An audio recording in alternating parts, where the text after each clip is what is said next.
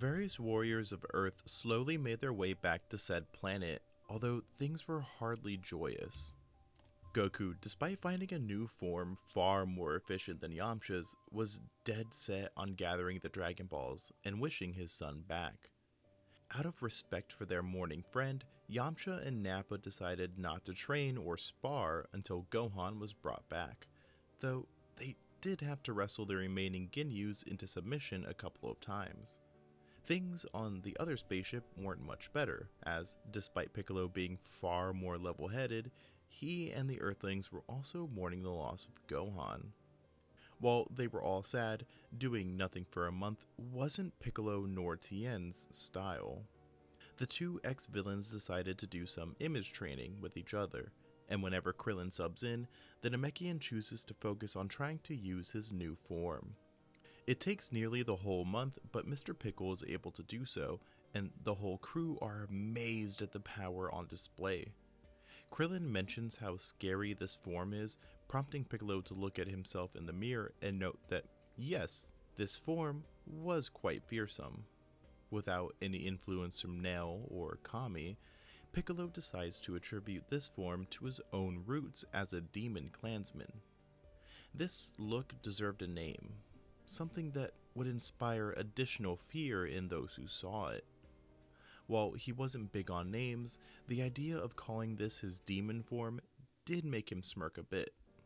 Yes, in this form, he would be known as Demon Piccolo. Hopefully Gohan would think it was cool. Luckily, by the time the crew arrived on Earth, Goku had already gathered all of the Namekian Dragon Balls and was simply awaiting the 100 days still left.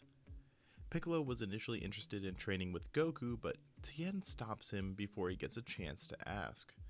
After witnessing what happened on Namek, just how powerful their foes had become, and the fact that the Triclops himself was utterly useless, he felt as if the only way to improve was to fight such a strong opponent, as well as increase his own ki control, something Piccolo showed off during the fight. Well, it seemed Goku was preoccupied, so Big Green agreed to train with him, as long as he could keep up. And so, 100 days come and go. Gohan, Chaozu, and Launch are all revived, something the entirety of the Z-Fighters are happy about.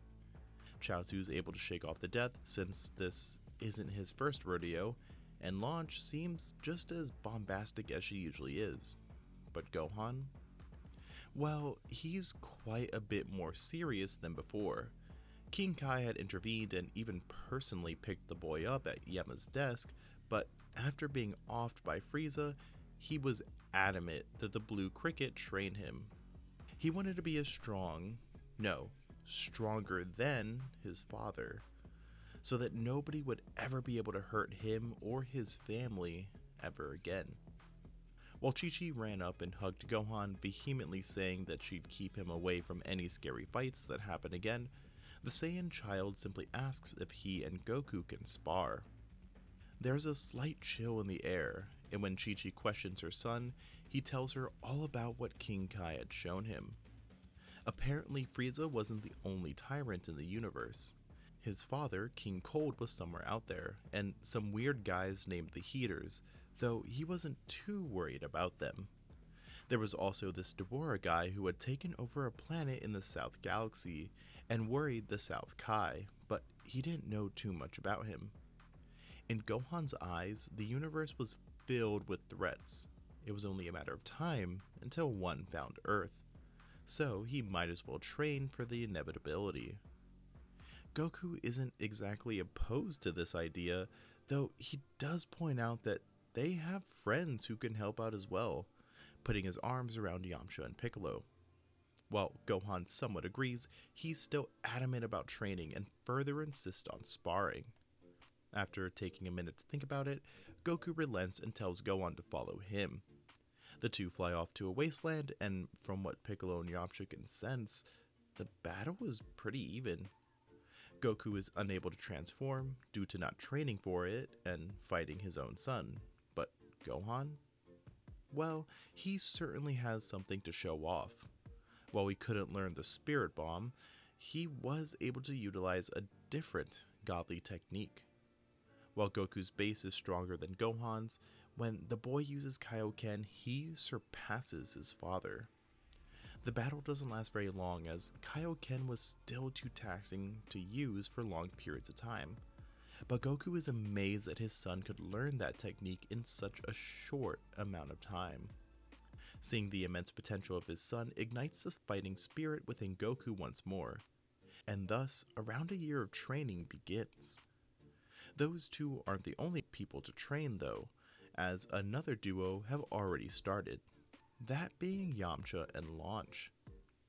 The bombastic blonde initially acted as if dying was no big deal, but once the celebrations were complete and she had said her goodbyes to everyone, she pulled the desert bandit aside. She didn't admit it, but Yamcha could tell Launch had been shaken to the core by that experience, and despite being a pretty good person, apparently being a wanted criminal for years got her into Hiffle, though she never elaborated on what it's like. Well, either way, the blonde wanted to get stronger, just enough so that she could defend herself and her friends if anything happened. Yamcha agrees to train with her, though does ask if he can invite Nappa since that guy had a surprising amount of knowledge when it came to ki control. The girl declines this idea, having Yamcha promise to keep this a secret since she didn't want anyone thinking she was weak or something like that. The bandit agrees to this, and thus the two begin training in secret. Despite her dislike of fighting, Launch makes decent progress in her first year. She was able to master flight pretty easily, something Yamcha chalked up to her free spirit, though she struggled with forming ki blasts. Her hand-to-hand combat was already stellar, able to keep up with Yamcha when he was suppressed, which meant the two focused more on trying to get her up to speed with ki-based techniques. Initially, Yamcha tried teaching her the Kamehameha, a technique that was pretty simple if not a little draining. The girl could form a small one, barely damaging a nearby hill, something the bandit complimented but said still needed work. After months of trying to master the technique but making very little progress, Launch finally had enough. In a fit of rage, she grabbed her trusty Uzi and began firing at that same hill. But this time, something was different. The hill was blown off the face of the earth, something that made both Launch and Yamcha do a double take. He asked his student to fire her Uzi again, this time paying attention to the bullets. Once another hill was blown away, Yamcha noticed that Launch had somehow infused her bullets with ki, something that should have been far more difficult than a simple beam. The two began experimenting with this new ability, and once the year was done, the blonde could shoot some pretty potent ki blasts from any force multiplier, even going as far as to carry a rocket launcher for her most powerful of attacks. The two had fun blowing up mountainsides and creating new moves together. However, Yamcha couldn't help but feel something was off about Launch, like she always had her guard up for some reason. He also noticed that despite sneezing plenty of times during their training, she had never turned into her quote-unquote good form. When he finally mustered up the courage to ask about this, Launch sighed and sat down, hugging her knees close and looking towards the ground. Ever since that Vegeta guy whacked me, she refuses to come out. And since we've been doing all this training, I'm the only one who can handle that kind of stuff anyways. It's kinda like being a kid all over again. Yamcha asks what that means, but Launch doesn't elaborate, instead choosing to stand back up and continue their training. Back in West City, Bulma has her hands full with Nappa and the living Ginyus. The Saiyan always kept an eye on them, though their constant attempts at escape and subsequent battles often kept the scientist from further study. She was grateful they allowed her to research their armor and scouters further, but these disturbances had to stop. Nappa always promised to keep it down, but she had had enough and decided to make a special dorm just for them. This little facility was pretty much like a giant version of Goku's ship, complete with a gravity chamber and soundproofing, as well as a force field to prevent escape attempts. The Ginyus fought this at every turn, but they didn't have much of a choice with Nappa around, though some of them proved more tolerable than others. Jace had been working hard to surpass Nappa, since if he could do that, then he could get off of this backwater planet, though he was pretty cordial with the scientist, even a little flirty sometimes, something Bulma reciprocated. She wasn't exactly into aliens, but I mean, she used to like Goku, who had a tail, and Jace was your regular Australian jerk, just with red skin. So she'd give him a shot. Burter was somewhat impressed with Earth after Nappa showed him just how fast pizza delivery drivers got there. The Snake Man often tried ordering pizza during the rush hour, thinking it was impossible for them to get there in 29 minutes or less, but they'd somehow do it every single time. This made Burter want to train in order to become faster, something he felt a little self-conscious about after seeing what happened with Frieza. Now, as for Ginyu, well, he was about as bitter and nasty as you'd expect. He saw no use in being on Earth, saying he'd rather be anywhere else, especially when Nappa used him as a living training doll. He did find himself jealous when the other Force members were entrenched in earthly matters, such as pizza and baseball. He was especially livid when finding out that Bulma and Jace had begun hooking up, nearly blasting his lieutenant on the spot, only being stopped by a blitz from Burter and Nappa. Feeling as if he had no allies, even amongst his own men, Ginyu resigned himself to the far corner of the dorm, counting them all as his enemies. Now, there is one last member that joins this dorm, and that's Raditz, though he's a little upset when being revived since he'd been seeing some snake lady in the afterlife. But Nappa couldn't leave his old Saiyan pal in the dust like that. Besides, Raditz was the only Saiyan who actually understood what it was like working in the Force. While the pineapple-haired man was pretty angry at Goku, once Nappa and Jace turned his attention to the Earth women and training, the dorm room quickly turned into a frat house. While Jace and Burter weren't too keen on training and fighting, the whole group grew a little closer as they watched sports, talked about dates they went on, usually how they failed epically, and then ate super cheesy pizza until they passed out. Overall, this world wasn't so bad. Though, this peace would soon be interrupted when two massive powers approached the Earth. The Z-Fighters all gather within a wasteland, able to sense the pure maliciousness on display within these warriors. They can't be sure, but when a Frieza Force ship comes into view, both Gohan and Nappa whisper Cold's name. Yamcha tries to ask about Cold, but the Elder Saiyan doesn't know anything about him other than Frieza was slightly stronger. This gives the group a sense of relief, since the power they sensed wasn't bigger than Frieza's, and if they could defeat him, then everything should be fine, right? Well, Ginyu, Jace, and Burter are terrified since they remember just how powerful he was. He's the one who unified the galaxy, squashing any resistance and even destroying several planets when he was younger. Once the ship landed, an army of soldiers stormed out, followed by two somewhat familiar figures. "Ah, it would seem you're already prepared for your deaths, Earthlings. I promise, me and my new son, Cooler, will make this quick." The tyrant ordered his men to charge forward. However, a stranger makes himself known, wielding a sword, baby blue hair, and red skin. The future warrior cuts down every one of the Frieza Force members before going for the kill on Cooler. He swings down towards the Iceling, only for the blade to be caught with one hand. This not only surprises Trunks, but the rest of the Z-Fighters as well, who can all sense just how strong he is. Trunks tries to pull his sword away, but Cooler simply pulls him forward and delivers a devastating punch to his guts. The future warrior falls to the ground before being kicked to the side. Trying to rush me like that won't work. Now, which one of you is next? The pure whiplash from what the dragon team just witnessed leaves them speechless, aside from Goku, who eagerly steps up to the plate. One of the Saiyans responsible for Frieza's demise. Show him no mercy, Cooler.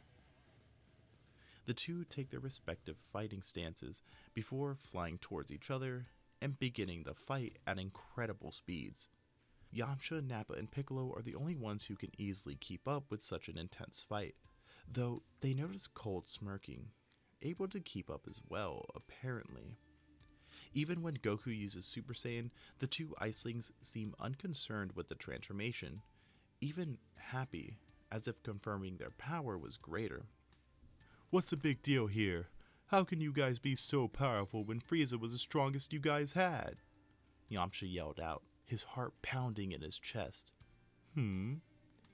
Well, my dear Frieza was exceptional, far more talented than myself when it came to raw power. Even Cooler pales in comparison to him. But raw power isn't everything, is it?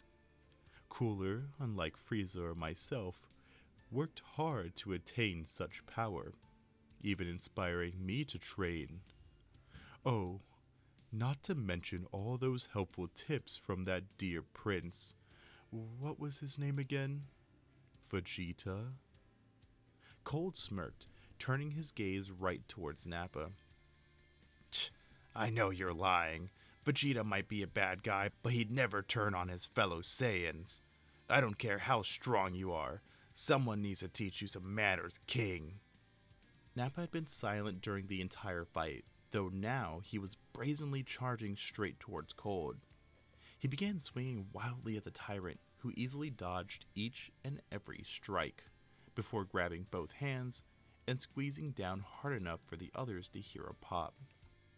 Oh, Nappa, the prince's lackey. Does it hurt to know your closest friend has betrayed you? Well, it's nothing compared to the pain of losing a child. Now, hurry up and use that Super Saiyan transformation so I can beat you at your best. Cold was bearing down on Nappa, slowly pushing him lower and lower to the ground. I don't need any transformation to beat you. Nappa slowly began to push Cold off of him, headbutting the tyrant, staggering him before firing a break cannon from his mouth, bathing the Iceling in a blue beam. While this does leave some damage on Cold, he's able to shake it off before lunging forward and piercing the Saiyan through the chest with his horn. Seeing their friend in such peril, Yamcha and Gohan both fly forward, but when Nappa's body is thrown at them, they're forced to slow down and catch him. Cold, however, continues his assault, launching a massive energy blast towards the duo. However, unlike Nappa, both Gohan and Yamcha can increase their powers. With both Wrathful and Kaioken, the two push the blast away from their ailing friend. Yamcha tells Gohan to get Nappa to safety, and the boy does so, while the bandit prepares to face off against such a powerful foe. Ho ho ho, I've heard quite a bit about you. The one with the power of a great ape. But you're not the only one with a transformation. Cold powered up, his body starting to morph and change, his power skyrocketing, revealing a new form to the Z-Fighters. I don't mean to steal my baby boy's thunder, but I wish to enact revenge myself. To feel the crunch of your bones beneath my feet, hear your screams of terror up close and personal. I'll show you just how much it hurt to lose my dear Frieza. But that's where we're going to leave things off for right now. If you guys enjoyed this part, you should definitely check out a story all about Zarbon. But even if you don't, thank you guys for getting to this part of the video. You guys have a good day or night wherever you are. That's it for now. Bye-bye.